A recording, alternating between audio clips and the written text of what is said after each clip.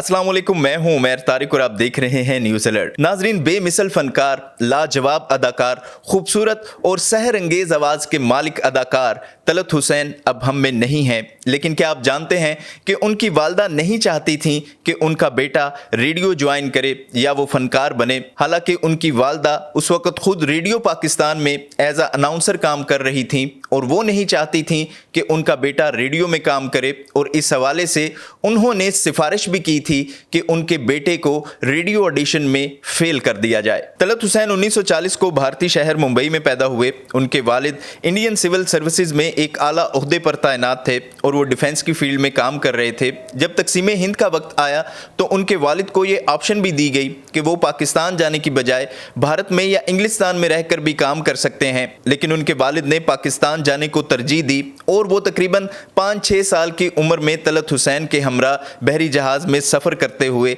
कराची पहुंचे। लेजेंड अदाकार तलत हुसैन ने जब इंग्लिश लिटरेचर में अपना मास्टर्स मुकम्मल किया तो उन्होंने रेडियो में ऑडिशन दिया। रेडियो के लिए जब उन्होंने अप्लाई किया तो उनकी वालदा बेगम शाइस्ता ये नहीं चाहती थी कि उनका बेटा अदाकार बने या रेडियो प्रेजेंटर बने। वो चाहती थी कि उनका बेटा वालिद की तरह मुकाबले का इम्तिहान दे, वो कलेक्टर या डिप्टी कमिश्नर बने। लेकिन तलत हुसैन ने जब ऑडिशन दे दिया तो उनकी वालदा ने प्रोड्यूसर को ये सिफारिश भी की कि उनके बेटे को ऑडिशन में फेल कर दे। लेकिन प्रोड्यूसर ने जब तलत हुसैन की सहर कुन आवाज़ सुनी तो उनका कहना था कि वो उनके बेटे को किसी भी सूरत में फेल नहीं कर सकता, क्योंकि उनकी आवाज़ और उनका उर्दू बोलने का अंदाज़ इतना खूबसूरत है कि वो सुने बगैर नहीं रह सके और वो चाहते हैं कि तलत हुसैन रेडियो में काम करे।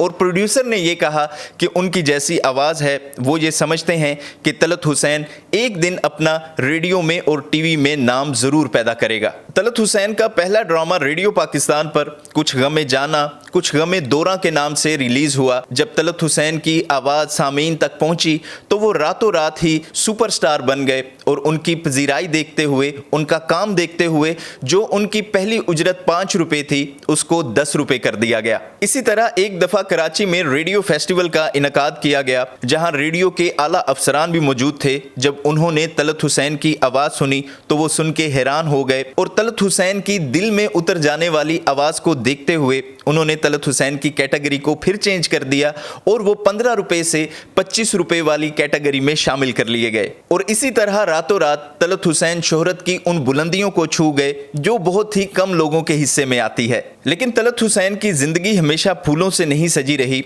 बल्कि उन्होंने इस मुकाम तक पहुंचने के लिए होटल्स में काम भी किया, रेस्टोरेंट्स में बर्तन भी धोए और अपने फारिग औकात में वो रेस्टोरेंट्स में वेटर के तौर पर भी काम सरंजाम देते रहे। इसी तरह तलत हुसैन अपने मुआशी हालात को बेहतर करने के लिए कराची के सिनेमा घरों में गेट्स के ऊपर टिकटें भी बेचते रहे, और जैसे ही वक्त गुजरने के साथ साथ उनके मुआशी हालात बेहतर हुए तो उन्होंने ये तमाम तर काम छोड़कर अपनी अदाकारी और सदाकारी को फोकस किया और इसी को अपने लिए फील्ड चुन लिया। तलत हुसैन मरहूम ज़िया मोहिउद्दीन को अदाकारी की फील्ड में अपना गुरु मानते थे, लेकिन अब ऐसे अदाकार कहाँ पैदा होते हैं।